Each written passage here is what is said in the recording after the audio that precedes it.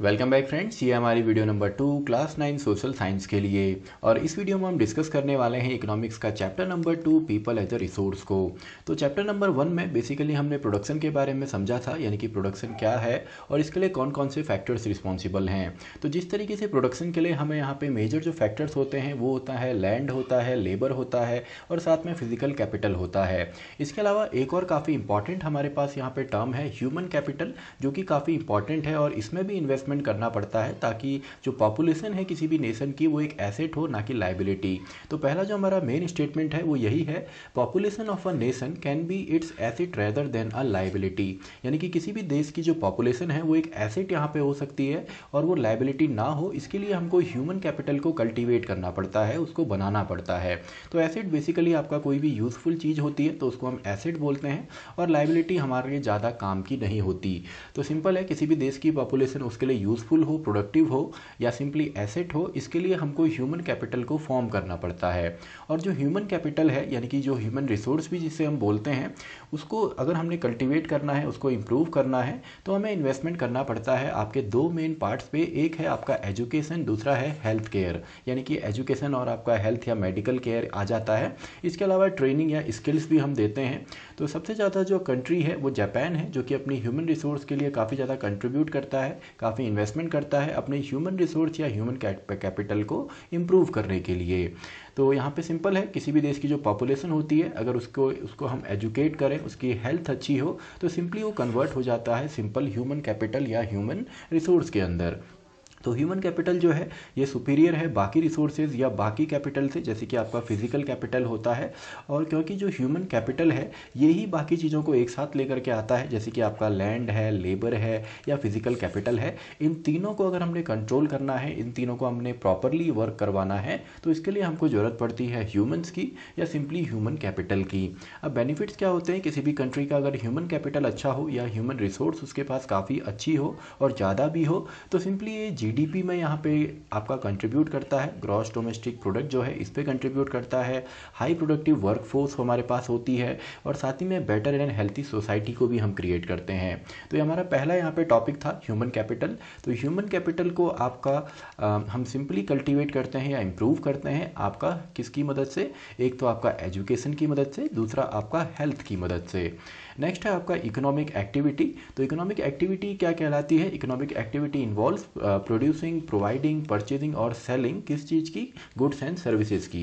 यानी कि goods and services को जब हम परचेज करेंगे, प्रोवाइड कराएंगे, सेल करेंगे तो ये सभी आपकी इकोनॉमिक एक्टिविटी है। जैसे सिंपली शॉपकीपिंग हो गई या सिंपली आपका कोई सर्विस हो गई, रेस्टोरेंट हो गया, या आपका ह्यूमन एक्टिविटी के अंदर आता है।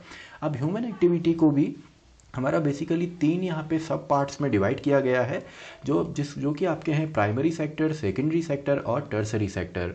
प्राइमरी सेक्टर बेसिकली आपका होता है जो कि आपका फार्मिंग से रिलेटेड है, फिशिंग हो गया, माइनिंग हो गया, सिंपली एक्सट्रैक्शन हो गया, किस चीज़ का, रॉ मटेरियल्स का।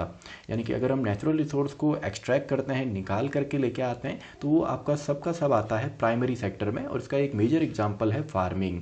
इसके अलावा जो सेकेंडरी सेक्टर है इसको हम मैन्युफैक्चरिंग सेक्टर भी कहते हैं। यानी कि जब चीज़ों को हम मैन्युफैक्चर करेंगे वो आपका छोटे स्केल पे भी हो सकता है और बड़े स्केल पे भी हो सकता है। और इसमें आपका बेसिकली जो फिनिश्ड प्रोडक्ट होते हैं वो होते हैं, और जो आपका रॉ मटेरियल होता है या आपका इनपुट होता है सेकेंडरी सेक्टर के लिए, वो आता है बेसिकली आपका प्राइमरी सेक्टर से। कोई भी चीज़ आप देखते होंगे रेस्टोरेंट में, फॉर एग्जांपल आप कॉफ़ी पीते हैं, आप कुछ खाते हैं, तो जो उसके लिए रॉ मटेरियल है वो कहाँ से आएगा, फार्मिंग से आएगा। तो रॉ मटेरियल आपका आता है प्राइमरी सेक्टर से और फिनिश्ड गुड्स या फिनिश्ड प्रोडक्ट या मैन्युफैक्चर्ड प्रोडक्ट हमको मिलते हैं सेकेंडरी सेक्टर में। और थर्ड हमारा आता है टर्सरी सेक्टर, जहाँ पे हम कोई भी चीज़ प्रोड्यूस नहीं कर रहे, बस हम सर्विस देते हैं, तो इसको हम सर्विस सेक्टर भी बोलते हैं। टर्सरी सेक्टर को ही हमारा सर्विस सेक्टर भी बोला जाता है, जिसके अंदर आपका ट्रांसपोर्टेशन आता है, एजुकेशन है, हेल्थ है, ट्रेड है, टूरिज़्म है। तो ये सभी चीज़ें आपके टर्सरी सेक्टर में आते हैं। इसके अलावा आपका जो इकोनॉमिक एक्टिविटी है इसको दो और सब पार्ट में डिवाइड हम कर सकते हैं एक्टिविटी को। एक है मार्केट एक्टिविटी, दूसरा है नॉन मार्केट एक्टिविटी। तो मार्केट एक्टिविटी में क्या होगा, जिसमें कि आपका बाइंग एंड सेलिंग होती है गुड्स और सर्विसेज की। आपने देखा होगा मार्केट के अंदर जितनी भी एक्टिविटी है वहाँ पे शॉप्स हैं, वहाँ पे आपके अलग अलग प्रैक्टिसेस होती हैं, सर्विसेज होती हैं, जैसे बैंक्स हो गए, हॉस्पिटल्स हो गए, गुड्स को हम खरीदते हैं, तो ये आप सभी आपका आ जाता है मार्केट एक्टिविटी में। लेकिन नॉन मार्केट एक्टिविटी क्या होती है, जो आप अपने लिए करते हैं, जैसे आपने ब्रेकफास्ट बनाया या आपने अपने घर की क्लीनिंग की, तो ये सभी आ जाता है नॉन मार्केट एक्टिविटी में। अब देखिए, इकोनॉमिक एक्टिविटी जो होती है वो नेशनल इनकम में यहाँ पे कंट्रीब्यूट करती है, लेकिन हमारे कंट्री में आपका जो हाउस होल्ड वर्क है, जो कि आपका मेनली वुमेन्स के द्वारा किया जाता है, उसको रिकॉग्नाइज्ड नहीं किया जाता नेशनल इनकम में। और ये बेसिकली आपका होता है because of lack of education and health, यानी कि ट्रेनिंग नहीं दी जाती। आपने देखा होगा आजकल भी आपका जो मैन है एज़ कम्पेयर टू वुमेन, उनको ज़्यादा वेजेज मिलते हैं सेम काम के, और ये बेसिकली इसलिए होता है क्योंकि वहाँ पे जो वुमेन्स हैं उनको एजुकेट नहीं किया जाता। तो इस तरीके से गवर्नमेंट ने भी काफ़ी ज़्यादा यहाँ पे आपकी स्कीम्स चलाई हैं गवर्नमेंट गर्ल्स की एजुकेशन के लिए और फ्री एजुकेशन के लिए। तो हम देखते हैं क्वालिटी ऑफ पॉपुलेशन।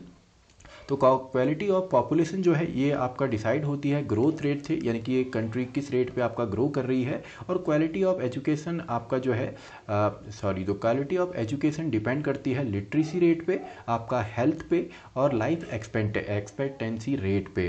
तो यहाँ पे जो एजुकेशन है देखिए, ये मेजर रोल प्रोवाइड कराती है आपका सोसाइटी के ग्रोथ के लिए, और ये इन्हेंस करती है, बढ़ाती है आपकी नेशनल इनकम और कल्चरल रिचनेस को भी। और हमारी जो लिटरेसी रेट है वो काफ़ी ज़्यादा अब हो गई है, 74% हो गई। अगर हम अभी देखें, ये तो आपका डेटा जो है 2010-11 का है, तो अभी तो काफ़ी ज़्यादा लिटरेट यहाँ पे है। लिटरेसी बेसिकली जो अगर कोई पर्सन रीड एंड राइट कर सकता है तो उसी को हम लिटरेट बोलते हैं। लेकिन 1951 के अंदर हमारे कंट्री की जो लिटरेसी रेट थी वो थी 18%। तो देखिए 18% से हम 74% पे यहाँ पे आ गए हैं। और यहाँ पे सबसे ज़्यादा जो लिटरेसी रेट है वो आपका 2011 का यहाँ पे जो है वो है 94% था आपका केरला का। और साथ ही में जो सबसे लोएस्ट था 60s के अंदर, जो 60s में था वो आपका था बिहार में। तो ये देखिए लिटरेसी रेट जो है वो वेरी करता है इंडिया में काफ़ी, किसी का स्टेट में तो काफ़ी ज़्यादा है, जैसे केरला में आपका 94% है 2011 के सेंसस के हिसाब से। लेकिन आपका जो बिहार है यहाँ पे केवल 62% है। और इसमें भी अगर आप देखेंगे आपका अक्रॉस आपके सभी स्टेट्स में जो मेल है वो आपका यहाँ पे ज़्यादा लिटरेट हैं वुमेन्स के या सिंपली फीमेल के। तो फीमेल से ज़्यादा यहाँ पे लिटरेट है मेल, क्योंकि यहाँ पे एजुकेशन को नहीं दिया जाता। गवर्नमेंट भी इसके लिए काफ़ी ज़्यादा स्कीम्स चला रही है। तो देखिए यहाँ पे कौन कौन से रोल हैं या कौन कौन सी स्कीम्स हैं। तो नवोदय विद्यालय यहाँ पे गवर्नमेंट ने सेटअप किए थे। ईच डिस्ट्रिक्ट, हर एक डिस्ट्रिक्ट में आपको एक नवोदय विद्यालय यहाँ पे दिखेगा। इसके अलावा सर्व शिक्षा अभियान जो है, जिसके अंदर कंपलसरी और फ्री एजुकेशन होती है 6 to 14 ईयर्स के चाइल्ड के लिए, वो भी यहाँ पे गवर्नमेंट लेकर के आई। इसके अलावा गवर्नमेंट ने यहाँ पे मिड डे मील की जो स्कीम है वो भी यहाँ पे लेकर के आई बेसिकली गवर्नमेंट स्कूल में, ताकि जो आपके स्टूडेंट्स हैं उनकी अटेंडेंस और रिटेंशन यहाँ पे काफ़ी अच्छा हो और उनका न्यूट्रिशन जो है वो भी अच्छा हो। तो ये कुछ स्कीम्स हैं, कुछ यहाँ पे फैसिलिटीज़ हैं जो गवर्नमेंट की तरफ से हैं। और गवर्नमेंट ने हाल ही में 2022 में आपका जो जीडीपी का जो टोटल यहाँ पे परसेंटेज है उसमें से 6% जो है वो एजुकेशन के लिए अब दिया है। लेकिन 1951 में आप देखेंगे तो जो बजट था उसका केवल 0.64% ही इन्वेस्ट किया जाता था एजुकेशन में, लेकिन अब इसको बढ़ा करके आपका 6% कर दिया गया है। इससे पहले 2015-16 के अंदर ये जो था ये 3% पे था और काफ़ी साल तक यही रहा। लेकिन अब जो न्यू एजुकेशन पॉलिसी है इसी के लिए आपका 6% पे ले करके गई है जो हमारी करंट गवर्नमेंट है। नेक्स्ट हम बात करते हैं हेल्थ की। तो देखिए लास्ट के जो 5 डेकेड हैं इसमें हेल्थ इंफ्रास्ट्रक्चर में काफ़ी ज़्यादा यहाँ पे आपका डेवलपमेंट हुआ है इंडिया पे, और काफ़ी अच्छी हमारी मैन पावर भी है। और सभी सेक्टर पे, भले वो प्राइमरी हो, सेकेंडरी हो, टर्सरी हो, गवर्नमेंट और प्राइवेट जो है फर्म्स हैं इन्होंने काफ़ी यहाँ पे इंफ्रास्ट्रक्चर को बड़ा किया है। इसके अलावा कुछ यहाँ पे आंकड़े हैं, कुछ फैक्ट एंड फिगर्स हैं। तो लाइफ एक्सपेक्टेंसी रेट जो है वो 68 अब हमारी हो गई है 2014 के जो यहाँ पर डेटा है। लेकिन 1951 पे आपका जो यहाँ पे लाइफ एक्सपेक्टेंसी रेट था वो केवल 32 था। तो देखिए यहाँ पे डबल से भी ज़्यादा हमारी लाइफ एक्सपेक्टेंसी रेट अब हो गई है आपके कुछ डेकेड्स के अंदर। और इन्फेंट मोर्टेलिटी रेट जो है वो भी आपका पहले 147 था 1951 में, लेकिन सॉरी वो आपका 34 था 1951 में, लेकिन अब ये आप 147 जो है ये 1951 में था, लेकिन अब ये घटकर आ गया है 34। और इन्फेंट मोर्टेलिटी रेट होता है कि पर 1000 जो हैं आपके जो जो आपके न्यू बॉर्न बेबी होते हैं 1 साल से कम, उसमें से कितने की जो है डेथ हो गई। तो पहले जो था ये रेट काफ़ी ज़्यादा था 1951 में 147 आपका IMR था, लेकिन अब ये घट करके केवल आपका 34 हो गया है। तो 2006 का ये डेटा है, अभी तो ये और भी कम आपका हो गया है। और अगर आप यहाँ पे डेटा देखेंगे तो इंडिया में डिस्पेंसरीज एंड जो हॉस्पिटल्स हैं 2013 में अराउंड आपके 29,000 के थे, लेकिन ये अब बढ़ के 31 हो गए हैं। ऐसी जो बेड्स हैं ये आपका 6 लाख के अराउंड थे, लेकिन अब ये 7 लाख के अराउंड हो गए हैं। अब इसमें आपका प्राइवेट जो डेटा है वो नहीं है, केवल गवर्नमेंट का ये डेटा है। तो हम चलते हैं अब लास्ट टॉपिक के, जो कि है आपका अनएम्प्लॉयमेंट। तो अनएम्प्लॉयमेंट बेसिकली बोला जाता है बेरोजगारी को, जब कोई इंसान आपका विलिंग होता है वर्क करने के लिए आपका ऑन गोइंग वेजेस पे, यानी कि जो आपका वेजेस अभी चल रहे हैं मार्केट में उस पर ही काम करना चाहता है, लेकिन उसको जॉब नहीं मिलती, तो इसी को हम बोलते हैं अनएम्प्लॉयमेंट। अब अनएम्प्लॉयमेंट भी दो तरीके के होते हैं, सीजनल और डिस्गाइज्ड। तो सीजनल होते हैं जो कि आपके पर्टिकुलर सीजन्स के बेसिस पे होते हैं, जहाँ पे लोगों को आपका जॉब नहीं मिलता या कुछ आपके ईयर के कुछ ही मंथ्स में उनको जॉब मिलती है, तो इसको हम बोलते हैं सीजनल। और दूसरा डिस्गाइज्ड होती है, जहाँ पे आपका हमको लगता तो है लेकिन कि काफ़ी लोग यहाँ पे एम्प्लॉयड हैं, लेकिन वो एम्प्लॉयड नहीं होते। ये बेसिकली एग्रीकल्चर के अंदर देखा जाता है, और ये जो है सीजनल ये रूरल और अर्बन दोनों में ही देखा जाता है।